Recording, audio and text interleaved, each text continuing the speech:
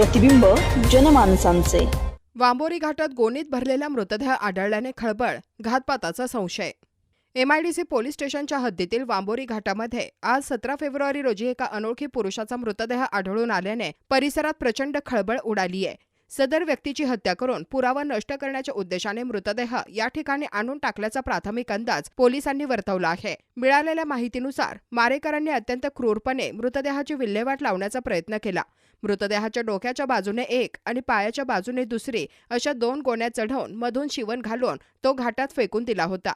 हा मृतदेह साधारण 2 दिवसांपूर्वीचा असावा असा अंदाज घटनास्थळावरील परिस्थितीवरून लावला जातोय। वांबोरी घाट हा नेहमीच वर्दळीचा रस्ता असल्याने ही माहिती वाऱ्यासारखी पसरली। बघ्यांनी घटनास्थळी मोठी गर्दी केल्यामुळे काही काळ वाहतूक विस्कळीत झाली होती। घाटात मृतदेह आढळल्याच्या चर्चेने प्रवाशांमध्ये भीतीचे वातावरण निर्माण झाले आहे। एमआयडीसी पोलिसांनी तातडीने घटनास्थळी धाव घेऊन पंचनामा केला। मृतदेह शवविच्छेदनासाठी जिल्हा रुग्णालयात पाठविण्यात आला आहे। या प्रकरणी एमआयडीसी पोलीस ठाण्यात अज्ञात आरोपी विरुद्ध गुन्हा दाखल करण्याची प्रक्रिया सुरू आहे।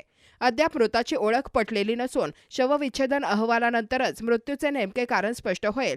या प्रकरणाचा पुढील तपास पोलीस निरीक्षक आणि त्यांचे पथक करत आहेत। नवीन बातम्या आणि ताज्या घडामोडींसाठी आजच आपल्या चॅनलला सबस्क्राईब करा।